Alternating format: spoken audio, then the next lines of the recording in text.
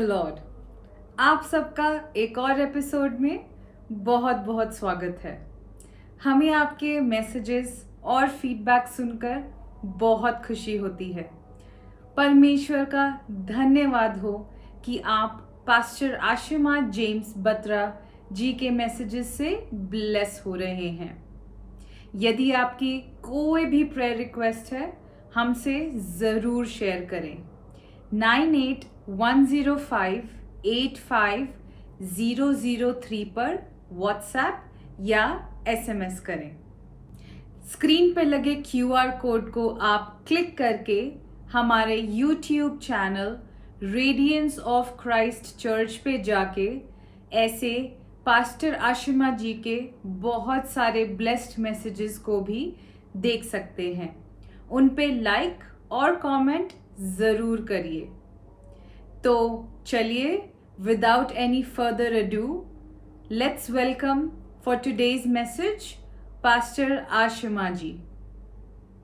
Praise the Lord. जय मसीह की। हमारे भाई बहन सब कैसे हैं? इस वक्त मैं खड़ी हूँ Charis Bible College, Woodland Park, Colorado in USA, और मैं यहाँ पर एक सभा के लिए आई हूँ। और ये कैंपस इतना खूबसूरत है, तो मैंने सोचा क्यों ना आज के प्रोग्राम की रिकॉर्डिंग यहीं से की जाए। तो आज का जो संदेश है वो आपके दिलों को भाने वाला है। आइए हम लोग प्रार्थना करें। सर्वशक्तिमान परमेश्वर, हम आपके सामने आते हैं, हम आपकी महिमा करते हैं। प्रभु, हम आपसे कुछ सीखना चाहते हैं, हमारे दिलों से बात करिए। जो भी आपका संदेश है अपने बच्चों तक लेके आइए, यीशु मसीह के नाम से, आमीन। आज हम एक बड़ी फेमस बाइबल की कहानी का अध्ययन करने जा रहे हैं और वहां से कुछ बातें सीखने जा रहे हैं। आइए हम लोग खोलें लूका रचित सुसमाचार, उसका 17वां अध्याय 11 से लेकर के 19 तक। और यहाँ पर इंग्लिश में कुछ ऐसे लिखा है, and it came to pass as Jesus went to Jerusalem and he passed through the midst of Samaria and Galilee. And he entered into a certain village, and there met him 10 men that were lepers, which stood afar off. And they lifted up their voices and said, Jesus, Master, have mercy on us. And when he saw them, he said unto them, Go, show yourself unto the priests. And it came to pass that as they went, they were cleansed. And one of them, when he saw that he was healed, turned back, and with a loud voice glorified God, and fell down on his face at his feet, giving him thanks. And he was a Samaritan. And Jesus answering said, Were not 10 cleansed? But where are the 9? There are not found that return to give glory to God save the stranger. And he said unto him, Arise, go your way, your faith has made you whole. आइए हिंदी में इस कहानी का सार सुने। यीशु मसीह यरूशलेम जा रहे थे, और जब वो समारिया और गलीली के बीच में थे, वहां पर कुछ 10 अशुद्ध लोग, यानी कि लेपर्स, यानी कि कोढ़ी लोग, चिल्ला चिल्ला करके यीशु को दूर से पुकारने लगे। और उन्होंने कहा, यीशु मसीह हम पर दया करो। यीशु मसीह ने उनसे कहा, जाओ जाकर के याजक को दिखाओ अपने आप को। और जब वो जा ही रहे थे, वो चंगे हो गए। और उनमें से एक ने जब देखा कि मैं तो ठीक हो गया हूँ, वो इतना आनंद से भर गया, उसने परमेश्वर को महिमा दी। वो यीशु मसीह के पास वापस आया, उनके पैरों पे गिर गया, उन्हें धन्यवाद किया, महिमा करी परमेश्वर की। और तब यीशु मसीह ने पूछा, अरे 10 लोग थे और सिर्फ एक लौटा है, वो भी सामरी, जो कि बाहर का इंसान है। तब यीशु मसीह ने कहा, जा, तेरे विश्वास ने तुझे चंगा किया, और वो इंसान ठीक हो गया। अब ये तो संदेश आपने कई दफा सुना है, ये बाइबल का पोर्शन आपने कई दफा पढ़ा भी है। और यहाँ पर कुछ ऐसे लोगों की बात हो रही है जिन्हें कोढ़ है। कोढ़ बीमारी क्या है? कोढ़ बीमारी ऐसी होती है कि जब वो शरीर में हो जाती है, उसका कोई इलाज नहीं होता। अगर शुरू में उसका ट्रीटमेंट कर लिया जाए तो फिर भी कुछ थोड़ा सा कंट्रोल हो सकता है, लेकिन जब वो बढ़ जाता है तो उसके बाद ज्यादातर देखा गया है कि लोग खत्म हो जाते हैं। सबसे ज्यादा हिंदुस्तान में, नंबर 2 ब्राजील। इमेजिन। अच्छा, कोढ़ में क्या होता है? आपको खुशबू कम आएगी, खाने का स्वाद नहीं आएगा, और सुनाई भी कम देगा, आंखों में भी प्रॉब्लम हो जाता है, ब्रेन में भी प्रॉब्लम हो जाता है। कोढ़ में ये भी देखा गया है कि लोगों का शरीर कमजोर होना शुरू हो जाता है, और सबसे बड़ी बात, वो शरीर के खाल को फर्क पड़ता है और खाल गलनी शुरू हो जाती है। मवाद निकलना शुरू हो जाता है, बदबू से लोग भर जाते हैं। आपको पता है ना, जब मवाद होता है उसमें बदबू आती है, कैसे चिपचिप सब कुछ हो जाता है, बिल्कुल भी अच्छा नहीं लगता। तो उस तरह की एक सिचुएशन हो जाती है और कोड़ी के साथ ज्यादातर देखा गया है कि वो खत्म हो जाते हैं। और यहाँ पर ये कहानी कोड़ियों की है और हम क्या सुनते हैं कि कुछ कोड़ी थे जो चिल्ला रहे थे और उन्होंने कहा यीशु मसीह हम पर दया करो, जबकि उन्हें चिल्लाना चाहिए था अशुद्ध अशुद्ध। और यीशु मसीह उन्होंने कहा याजक को जाके दिखाओ और वो ठीक हो गए। तो आपने तो ये कहानी कई दफा सुनी, लेकिन मैं आपका ध्यान किस बात पे केंद्र करना चाहती हूँ। जब ये लोग ठीक हो गए तो ये लोग सब अपने घर चले गए। यीशु मसीह ने खुद उस सामरी से कहा तू अपने घर चले जा, अपने रास्ते चले जा, करेक्ट। तो ये लोग जब अपने घर गए होंगे, इनके परिवारों ने उनसे मुलाकात करी होगी और बहुत सारा आनंद हुआ होगा, पार्टीज हुई होंगी, खुशखबरी फैल गई होगी, परमेश्वर के नाम की महिमा की गई होगी, लोगों को पता चला होगा, लोग मिलने आए होंगे, बहुत तरह की चीजें होंगी। लेकिन यहाँ पर मैं आपका ध्यान इस बात पे केंद्रित करना चाहती हूँ कि ये जो कोढ़ी थे, इनकी जिंदगी कैसी थी, थोड़ी सी समझने की जरूरत है। कोढ़ कैसे होता है, ये एक छूत की बीमारी होती है। और सोचिए कि एक इंसान है, बहुत बड़ा बिजनेसमैन है, बड़े काम कर रहा है, दूर दूर जाता है, देशों में व्यापार करता है और वहां से सामान अपना बेचता है, वहां से सामान लेता है, अपने परिवार के लिए लेके आता है और मुनाफा करता है, अपने नौकरों के लिए चीजें लेकर के आता है, उनको पैसा देता है या जो भी करता है और उसकी बहुत खुशहाल जिंदगी है। लेकिन अगर ऐसे इंसान को कोड़ लग जाए, फिर कोई नहीं देखता कि तुम बिजनेसमैन हो, कौन हो। प्रभु के नियम के अनुसार उसे शहरपनाह से बाहर जाना पड़ेगा और एकांत में रहना पड़ेगा, जहां पर शहर के लोग नहीं रहते। यानी कि उस इंसान का परिवार उससे छूट गया, उसके दिनचर्या उससे छूट गई, उसका बिजनेस उससे छूट गया, उसके बच्चे उससे छूट गए, उसकी वाहवाह छूट गई, उसकी प्रशंसा छूट गई, जो उसकी फ्यूचर की प्लानिंग है अब उसे वो करने की जरूरत नहीं है, क्योंकि वो भी उसका छूट गया। जो उसका खूबसूरत शरीर था, जिसपे वो अच्छे कपड़े पहनता था, वो छूट गए। अब तो उसे फटे कपड़े पहनने हैं। जरा देखते हैं वचन में इसके बारे में क्या लिखा है। तो लय व्यवस्था में परमेश्वर ने एक हुक्म दिया था मूसा को, उसके 13वें अध्याय के 45 और 46 में देखते हैं। जिस कोढ़ी का रोग हो वो फटे हुए वस्त्र पहने और अपने सिर के बाल लटकाए रहे और अपना ऊपरी होठ ढांक करके कहे अशुद्ध अशुद्ध चिल्लाता रहे। वह अशुद्ध रहेगा जब तक उसे वो बीमारी है, वह अशुद्ध है, वो अकेला रहेगा, उसका निवास डेरे से बाहर होगा। या कोई जवान लड़की है, अपनी फ्रेंड्स के साथ खेलती है, एंजॉय करती है, स्कूल जाती है, सब कुछ हो रहा है उसकी लाइफ में, कभी ट्यूशन जाना है, कभी यहाँ जाना है, और उसको कोड़ हो जाती है, उसको डेरे से बाहर जाना पड़ेगा और उसकी सारी लाइफ खत्म। अब उसकी लाइफ क्या है? कुछ भी नहीं। जो सामान था, जो दोस्त थे, जो हंसना था, जो गाना था, जो खिलखिलाहट थी, जो मम्मी पापा से मिलना था, या जो बिजनेसमैन का अपनी वाइफ के साथ आनंद मनाना था, बच्चों को देखना था, अपने माँ के घर जाना था और उन सबके साथ एंजॉय करना था, प्रभु के भवन जाना था, सब खत्म। कुछ नहीं कर सकते क्योंकि आपको डेरे के बाहर रहना है, लंबे बाल करने, फटे कपड़े पहने और अशुद्ध अशुद्ध चिल्लाना है। बस यही दो शब्द हैं जो आप बोल सकते हैं, और कोई बातचीत नहीं है आपकी। और क्योंकि वो डेरे से बाहर हैं, तो डेरे के अंदर वाले लोग उनसे मिलने नहीं जाएंगे। अब आप जरा सोच के देखिए क्या क्या खो रहे हैं ये लोग। इनका आत्मसम्मान गायब, इनकी हेल्थ खत्म, इनको ना दिख रहा है, ना सुनाई दे रहा है ढंग से, ना खाने का स्वाद आ रहा है जो खा रहे हैं, चमड़ी गल रही है, शरीर में बदबू है, बाल लटके हुए लंबे हैं, नहाना ना नहाना एक बराबर है, दिमाग काम नहीं कर रहा है। और अशुद्ध अशुद्ध इनका एक ही काम है कि इनके आसपास कोई ना आए और उनको बीमारी न लग जाए। इनका आत्मसम्मान खत्म, इनकी जिंदगी का गोल खत्म, कुछ भी नहीं है जिसको ये देख सकते हैं। और इनकी जिंदगी इतनी काली हो गई है, इतनी गंदी हो गई है कि अब इन्हें पता ही नहीं कि कितनी गंदी हो गई है। हम कई दफा ऐसी सिचुएशन में होते हैं ना, हमें अपनी जिंदगी का पता नहीं होता हम किस सिचुएशन में आ गए हैं, कितनी बुरी जिंदगी हो जाती है हमारी। और ऐसी कोड़ी की जिंदगी है, कुछ भी दे दो खाने के लिए कोई फर्क तो पड़ता नहीं है, तो नहाते भी नहीं होंगे। एक कोड़ी की दिनचर्या कैसी होती? जब मर्जी उठ जाओ, कौन सा कहीं जाना है, और कहाँ बैठते होंगे, कौन सा फर्नीचर होता होगा इनका, जहां बैठेंगे चिप चिप चिप चिप। इनका शरीर तो गल रहा है, नाक गल गए, हाथ गल जाते हैं, उंगलियां हट जाती है, पैर की उंगलियां निकल जाती हैं, हड्डियां टूट जाती हैं, चल नहीं पाते, कुछ महसूस नहीं होता है पैरों में, कई दफा पैर कट जाते हैं, पैरों में चोट लग जाती है और खून बहता रहता है, इनको पता भी नहीं चलता। ऐसी जिंदगी है कि कुछ पता ही नहीं चलता। तो जब यीशु मसीह के पास ये 10 लोग गए और इन्होंने दूर से खड़े होकर के अशुद्ध अशुद्ध नहीं चिल्लाया, जिसके बारे में अभी बात करते हैं, लेकिन उन्होंने कहा, हे यीशु मसीह, हम पर दया कर। और यीशु मसीह ने इन पर दया करी। उन्होंने कहा कि जाओ जाकर के याजक को दिखाओ। जब उन्होंने यीशु मसीह की बात को माना, तब ये चंगे हो गए, ये इनकी अशुद्धता निकल गई। आमेन।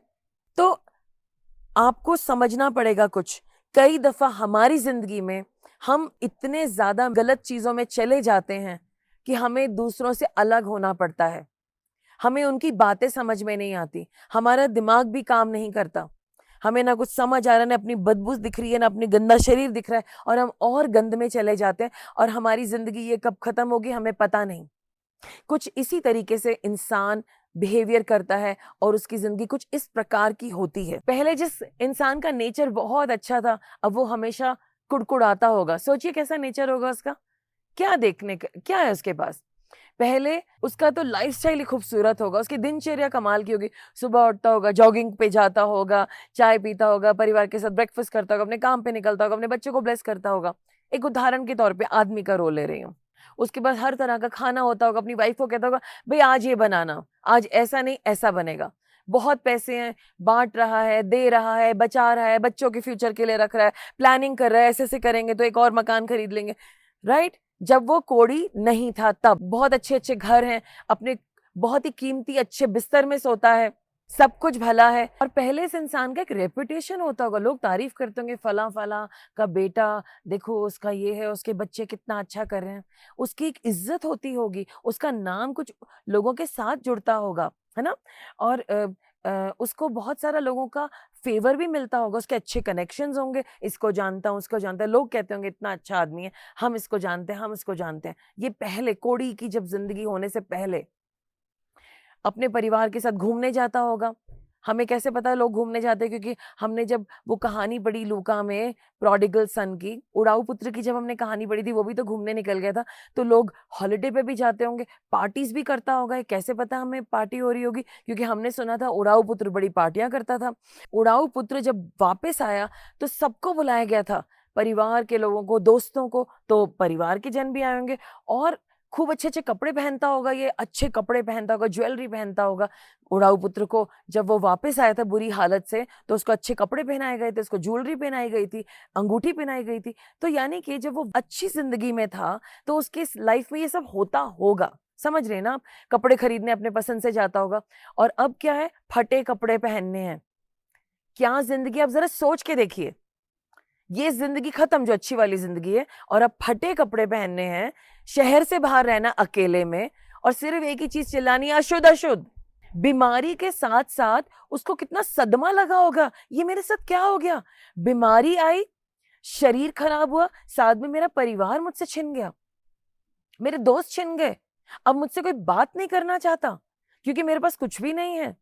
उसको कितना दर्द हुआ होगा, चोटें लगी होंगी अंदर, कितने दिन वो रोया होगा, बीमारी के लिए अलग, और लोगों ने उसको छोड़ दिया उसका अलग, अबैंडनमेंट, कि मुझे त्याग दिया गया। और ये सारी बातें उसके ऊपर हावी हो गई होंगी, कितना रोता होगा। और उसे ये भी पता है कि कोई आशा ही नहीं है, कभी ठीक ही नहीं होगा, जब तक अशुद्ध हूं तब तक यहाँ रहूंगा। और इस अशुद्धता का कोई इलाज नहीं था सिवाय परमेश्वर के। और ये अशुद्धता ज्यादातर पाप करने से आती है। उसको अपने अंदर त्यागा हुआ लगता होगा, अनाथपन महसूस होता होगा, और उसको हमेशा पता होगा कि मेरे अंदर बदबू आ रही है, शरीर गल रहा है, मैं भद्दा लग रहा हूँ, मेरी जो खूबसूरत शक्ल थी वो गंदी हो गई है। हमारी जरा सी शक्ल पे पिंपल आ जाता है, हम सब कितने कॉन्शियस हो जाते हैं, हमारा आत्मसम्मान खराब हो जाता है। या हमारा, हम अच्छे कपड़े नहीं पहने, हम कहते हैं नहीं नहीं नहीं, हम नहीं जा रहे, हमारा घर भी अच्छा नहीं दिख रहा है, हम भी अच्छे नहीं दिख रहे हैं, अभी किसी को मत बुलाओ। और ये इंसान ना, इसके पास घर है, ये गुफाओं में रहता है, और इसका शक्ल भद्दा है, उसके पास इतनी हिम्मत नहीं कि वो किसी के सामने भी जाए। कैसा उसको अंदर से फील हो रहा होगा, आप सोचिए, एक कोड़ी को कैसा फील होता होगा। तो इन लोगों के अंदर कितना ट्रॉमा होगा, इनके अंदर चोट लगी होगी, दुख हो रहा होगा इनको कि मेरी तो पुरानी लाइफ ही खत्म हो गई। इन लोगों को लगता होगा मुझे तो छोड़ दिया गया, त्याग दिया गया, पहले मेरी जिंदगी कैसी थी, सारा परिवार चारों तरफ था, अब तो सबने मुझे छोड़ दिया, मैं तो अकेला पड़ गया। अब इन्हें लगता होगा मैं तो बिल्कुल अनाथ हूँ, अनाथों वाली फीलिंग होती होगी। ना उठने का टाइम, ना सोने का टाइम, ना खाने का टाइम, और अगर खाएंगे भी तो फायदा क्या, गल तो रहे, जिंदा लाश, बदबूदार, भयानक शक्ल। आपने कोड़ियों की शक्ल देखी है, जब गल जाती है तो कितनी बुरी हालत हो जाती है। और वो छूत की बीमारी है, कोई उनसे बात नहीं करना चाहता। कितना याद करते हो कि अपने परिवार को, बुरी तरीके से रोते होंगे, सोचते होंगे मेरी पत्नी, मेरे बच्चे, मेरी बेटी, मेरा बेटा, मैं क्या करूं, लेकिन वापस नहीं जा सकते। और उधर परिवार रोता होगा, और उस परिवार के लिए तो उनके फैमिली के लोग मरे हुए के समान है, बस कहीं जिंदा हैं, वहां जा भी नहीं सकते। कितनी दुख की जिंदगी है इन कोड़ियों की, आप समझ के देखिए। ये जो कोड़ी हैं ये बहुत बुरी हालत में है, बहुत दुख की सिचुएशन होती है इन लोग की जिंदगी की।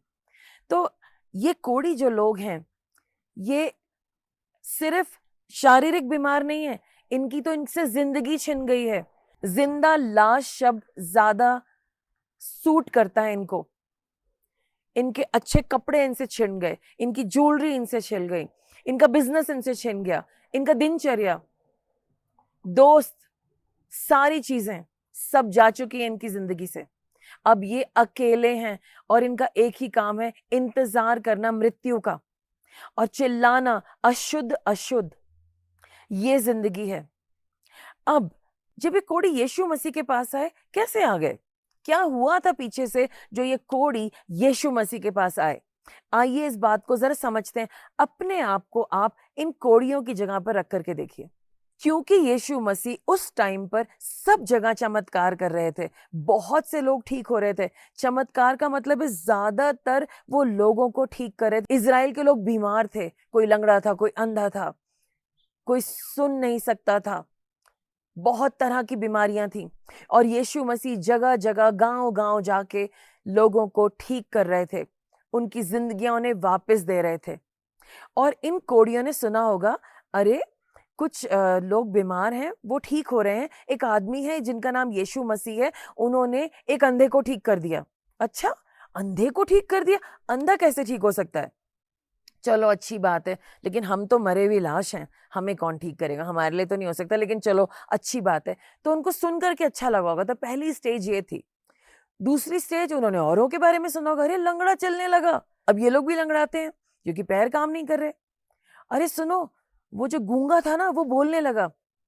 इनकी भी जबान कई दफा लड़खड़ाती है, या मोटी हो जाती है, या टूट जाती है, और ये लोग कई दफा बोल नहीं पाते। अच्छा, अब इनके मन में आशा जागी होगी कि कमाल है, कुछ तो हो रहा है। क्या, अब इन्होंने प्रश्न पूछा होगा, क्या हम कोड़ी ठीक हो सकते हैं? क्या हम कोड़ी ठीक हो सकते हैं? क्या पता ठीक हो सकते हैं। अच्छा तो लगा होगा सोच करके, पर सोचा होगा नहीं नहीं नहीं, हम कैसे जा सकते हैं, हम तो अशुद्ध है ना, हम तो नहीं जा सकते, लेकिन हाँ कुछ हो सकता है, शायद शायद कुछ हो सकता है। उसके बाद उन्होंने खबरें सुनी होंगी, अरे तेरे रिश्तेदार ठीक हो गए, और वो ठीक हो गया, और वो ठीक हो, कुछ लोगों ने दूर से चिल्ला के बोला, अरे वो ठीक हो गया, तुम लोग क्यों नहीं जाते हो यीशु मसीह के पास? यीशु मसीह चंगा कर रहे हैं लोगों को, मुर्दे को भी जिंदा कर दिया। तब उन्होंने कहा होगा, ओ माय गॉश, हम लोग भी तो मुर्दे के समान है, अगर यीशु मसीह ने मुर्दे को जिंदा कर दिया, हमारे अंदर तो थोड़ी सी जान है, चलो हिम्मत करते। अब उनके मन में आया आशा के बाद विश्वास, क्योंकि विश्वास कैसे आता है? सुनने से। ये सुन रहे हैं, विश्वास आ गया है। और जब उनमें विश्वास आया, विश्वास हमेशा हिम्मत पैदा करता है, और उन्होंने डिसाइड करा, अब हमें जाना है, यीशु मसीह को ढूंढना है, वो जहां भी हैं हमें चाहिए, हमें उनके पास जाना है, हमें अपनी जिंदगी बदलनी है। और वो चल पड़े, उन्होंने ढूंढा होगा यीशु मसीह को। और जब उन्हें पता चला यीशु मसीह यरूशलेम की ओर जा रहे हैं और समारिया और गलीली के बीच में हैं, चलो हम दूर से खड़े हो जाते हैं। अब इन्होंने चिल्लाया, हम पे दया करो, लेकिन इन्हें तो चिल्लाना था अशुद्ध अशुद्ध, क्योंकि इनके अंदर विश्वास आ गया था। इन्हें पता था एक दयालु परमेश्वर ही लोगों का भला कर सकता है। इस परमेश्वर के सामने हम दया मांगेंगे तो ये हमारी बातों को सुनेंगे। इसलिए उन्होंने अशुद्ध अशुद्ध नहीं चिल्लाया, उन्होंने बोला हम पे दया कीजिए। और जब उन्होंने ऐसे बोला, यीशु मसीह ने उनको बताया क्या करना है, जाओ जाके याजक को दिखाओ। और जब वो याजक को दिखा ही रहे थे, वो चंगे हो गए। तो मैं आपको ये याद दिलाना चाहती हूँ कि ये लोग चंगे हो गए, इनकी अशुद्धता जाती रही और एक ने देखा मेरी अशुद्धता चली गई तो वो यीशु मसीह के पास आया, उसने आके दंडवत किया और धन्यवाद किया और यीशु मसीह ने उसको ब्लेस करा और कहा जाओ अपने घर, तुम चंगे हो गए। बाकी के लोग अशुद्ध थे, वो शुद्धता में आ गए और ये शुद्ध हो गया, ये चंगा भी हो गया। यीशु मसीह ने उसको उसका सब कुछ दे दिया, मान, सम्मान, धन, दौलत, परिवार, बच्चों का प्यार, माँ बाप के चेहरे पे खुशी, उसका बिजनेस जो भी होगा, मतलब कुछ भी हो सकता है। मैं आपको सिर्फ एक पिक्चर पेंट करके दिखा रही हूँ, इमेजिन करिए, उसको सब कुछ दे दिया और इसे कहा जाओ अपने घर। जिस इंसान ने सर झुका के दंडवत करा प्रभु यीशु मसीह को, रो रो रो कर धन्यवाद किया, उसको समझ आ गया था मेरा बचाने वाला तो यीशु मसीह ही है और यीशु मसीह उसके दिल में थे और वो यीशु मसीह के साथ ही अपने घर वापस गया। और यीशु मसीह ने कहा, वो शुद्ध भी तो हो गया था ना, यीशु मसीह ने कहा तू चंगा हुआ और उसको उसका सारा मान सम्मान सब वापस मिल गया। तो यीशु मसीह ने सिर्फ इन कोड़ियों को उनके शरीर से ठीक नहीं करा जो जिंदा लाश थे, लेकिन उनको उनका घर बार और सब कुछ वापस दे दिया। आज मैं आपको एनकरेज कर रही हूँ, आप यीशु मसीह के पास जब ब्लेसिंग के लिए आते हैं तो सिर्फ ब्लेसिंग के लिए मत आइए, लेकिन उन्हें अपना मुक्तिदाता बना लीजिए। समझिए कि ये जो मिरेकल्स हो रहे हैं ये यीशु मसीह तो कर रहे हैं, तो उनको उनका क्रेडिट तो देना पड़ेगा ना, अच्छा लगेगा ना उनको, और वो आपके दिल में आ जाएंगे। क्या आप चाहते हैं कि ये यीशु मसीह आपके दिल में आए? तो मेरे पीछे बोलिए, यीशु मसीह मेरे दिल में आ जाइए और मुझे मजबूत कर दीजिए, चंगा कर दीजिए और मेरे साथ रहिए और मुझे अच्छे डिसीजंस करना सिखाइए। तो मैं आपको क्या एनकरेज कर रही हूँ? मैं ये एनकरेज कर रही हूँ कि यीशु मसीह आपका मान सम्मान सब कुछ लौटाएंगे जब आप सही से चलेंगे। लेप्रेसी या कोढ़ दर्शाता है पाप, पाप का जीवन नहीं जीना है। पाप का जीवन छोड़ दीजिए और एक अच्छा जीवन जिए यीशु मसीह के साथ, ताकि आपको आपका आत्मसम्मान वापस मिल जाए, आपकी जिंदगी वापस मिल जाए। आमीन। आइए हम लोग प्रार्थना करें। सर्वशक्तिमान परमेश्वर, मैं धन्यवाद करती हूँ इस संदेश के लिए, इस मौके के लिए कि हम लोग इस प्यारे से संदेश को सुन सके। प्रभु, जैसे आपने कोढ़ी लोगों को चंगाई दी बाइबल में, और आपने उन लोगों की एक्चुअली सिर्फ चंगाई नहीं दी थी, उनकी ज़िंदगी को सँभाल लिया था। प्रभु, हम सबकी ज़िंदगियाँ बहुत परेशानी में हैं, बहुत कुछ उल्टा-सीधा है। हमारी ज़िंदगी को रिस्टोर कीजिए। हमें समझ दीजिए, अकल दीजिए कि सही तरीके से कैसे चलना है। कई लोग मुझे सुन रहे हैं, उनकी लाइफ में जो भी चैलेंजेस हैं वो आप जानते हैं। इन चैलेंजेस में इनको ब्लेस करिए। प्रभु, बच्चे अपने माँ-बाप का मान-सम्मान करें, घरों में प्रेम हो, घरों में ब्लेसिंग हो और आप इन परिवारों को आगे लेके जाइए। प्रभु, मैं अपने भारत के हर फैमिली को ब्लेस करती हूँ यीशु मसीह के नाम से। प्रभु, हमारी मजबूरियों को आप देखिए और हमें ब्लेस करिए, हमें बुद्धि दीजिए कि हमें अपनी ज़िंदगी को अच्छा कैसे करना है। Help us God. यीशु मसीह के नाम से मांगते हैं, आमीन। अगर आज आपने ये मैसेज सुना है तो मैं आपको एनकरेज करूंगी कि आप गलत काम मत करें, जिससे कि आपके लाइफ में कंफ्यूजन्स आए, प्रॉब्लम्स आए। अब अच्छा जीवन जिए, परमेश्वर को धन्यवाद दीजिए और जो भी आपका छिन गया है वो गॉड आपको वापस देंगे, अगर आप अच्छे कर्म करेंगे, अच्छी तरीके से चलेंगे, बाइबल पढ़ेंगे, बाइबल की टीचिंग्स को समझेंगे। गॉड आपकी जिंदगी को खूबसूरत बना देंगे, सुंदर बना देंगे, सब कुछ रिस्टोर कर देंगे, सब कुछ लौटा देंगे और उससे भी बढ़कर। आमेन। सो मैं इस वक्त आपकी इजाजत लेती हूँ। मैं इस वक्त कैरिस बाइबल कॉलेज में खड़ी हूँ, जो कि वुडलैंड पार्क कोलोराडो में है और यहाँ पर बहुत अच्छे अच्छे बाइबल कोर्सेज हैं। ये मिनिस्ट्री एंड्रू वॉमिक मिनिस्ट्रीज के अंडर आती है और ये खुदा के दास बहुत अच्छे बाइबल शिक्षक हैं। अगर आप लोग कभी पढ़ना चाहते हैं तो आप ऑनलाइन चेक कर सकते हैं और आप इस जगह के बारे में जान सकते हैं। सो मैं आप सबको ब्लेस करती हूँ। अच्छा जीवन जिए, खुश रहिए। प्रेज द लॉर्ड और जय हिंद। जय मसीह की सबको।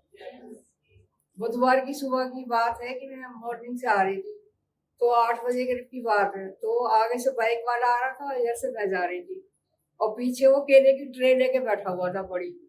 अब वो बाइक निकल गई, केले से पता नहीं, वो ट्रे से मैं पता नहीं कैसे टकराई कैसे नहीं टकराई, मुझे कुछ नहीं पता। और गॉड ने मेरा हाथ पकड़ लिया, वो दोनों गिर गए, केले बिखर गए उनके, वो दोनों गिर गए। और ये देखो मेरा हाथ अभी भी 5 दिन हो गए नीला पड़ा हुआ है, लेकिन मुझे कुछ भी नहीं हुआ, कुछ भी नहीं हुआ, कोई भी दर्द महसूस नहीं हुआ। आते ही मैंने 2-4 कपड़े पड़े हुए थे, मैंने कहा मशीन क्या लगानी है, मैंने हाथ से ही कपड़े धोए उसी से। आ करके घर पे वो लड़का कहने लगा कि रहने दो, इकट्ठे कर लो, मशीन लगा लेना। मैंने कहा नहीं, मुझे कुछ महसूस ही नहीं हो रहा। तो मैंने कहा मैं क्या करूं, मेरे गॉड ने मेरा हाथ ही पकड़ लिया। मेरे को मुझे कुछ नहीं पता एक्सीडेंट हुआ भी या नहीं हुआ। लेकिन वहाँ खड़े हुए लोग सब इकट्ठे हो गए, कह रहे कि बहुत लगी है, बहुत लगी है, एकदम नीला हाथ पड़ा। कह रहा आंटी, कह रहा 1000 रुपये लो तो दवाई ले लेना। मैंने कहा तू अपने 1000 रुपये रख। मैंने कहा मुझे कुछ नहीं चाहिए, तुझे अपनी गलती का एहसास मान ले कि तू साइड से चलता, जब सारे रोड खाली पड़ा हुआ है। जब हम 2 लेडीज इधर से आ रही है तो तू इधर को ही क्यों आया। मैं कहा तू अपनी गलती का एहसास मान, मुझे नहीं चाहिए। मैंने कहा यार मैं अपनी ट्यूब जो अभी मैं अपने घर लगा लूँ। तो मैं सादा आधार महिमा गॉड को देना चाहती हूँ। गॉड ने मेरा हाथ पकड़ लिया और मुझे बिल्कुल कुछ भी नहीं होने दिया। मैं आपके सामने शेयर करना चाह रहा हूँ। जैसे पिछले वीक मंडे से लेकर थर्सडे तक कुछ बात मुझे ऐसी ट्रिगर कर रही थी कि मेरे को बार बार ऐसा लग रहा है कि इससे कोई मेरे को पिन कर रहा है, पिन आउट कर रहा है। तो मैं सोचा परमेश्वर ऐसा क्यों हो रहा है। तो मेरे सामने एक वचन आया कि परमेश्वर वाला कि मुझे तेरा ध्यान है। God really. तो doubt being a human being, हम लोग अपने मन में डाउट करते हैं। तो मैंने उसको बार बार मेडिटेट किया कि परमेश्वर को मेरा ध्यान है। सारी बातों में उसको परमेश्वर को मेरा ध्यान है। परमेश्वर, मैं अपने सारे बोझ को, अपने बिजनेस के, अपने फाइनेंस के, हर चीज़ को जो मुझे ट्रिगर कर रहा है, जो भी मुझे परेशान कर रहा है, मैं आपके चरणों में देता हूँ। क्योंकि आपका वचन कहता है कि सारे चिंता, सारे बोझ को मुझे दे दो कि मुझे तुम्हारा ध्यान है। मैंने 100 टाइम, मोर देन 100 टाइम ये बोला, परमेश्वर आपको मेरा ध्यान है, परमेश्वर आपको मेरा ध्यान है। तो मुझे खुद को ये समझ में आता है मैं इतना खुश क्यों जॉय है मेरे मन में। तो जब हम ये सोचते हैं कि परमेश्वर का हमारा ध्यान है तो उसको हमारा ध्यान है। वो कहता है कि मेरे बच्चे, मुझे तेरा ध्यान है, तो जॉय में जी जैसा मैं चाहता हूँ। ये मेरी आपका बहुत बहुत शुक्रिया अंत तक बने रहने के लिए। हमें आशा है कि आपने आज पास्टर आशिमा जी के मैसेज से ज़रूर कुछ सीखा होगा। तो बताइए वो ऐसी कौन सी बात है जो आपको आज टच करी। हमसे ज़रूर शेयर करें। 9810585003 पर व्हाट्सएप या SMS करें। हमारे YouTube channel Radiance of Christ church पे आपको ऐसे बहुत सारे ब्लेस्ड मैसेजेस दिखेंगे। उन पे लाइक, कमेंट ज़रूर करें। आप उनको शेयर भी कर सकते हैं। तो चलिए अब हम अगले हफ्ते सुबह शनिवार को 9:30 बजे मिलेंगे। जय मसीह की।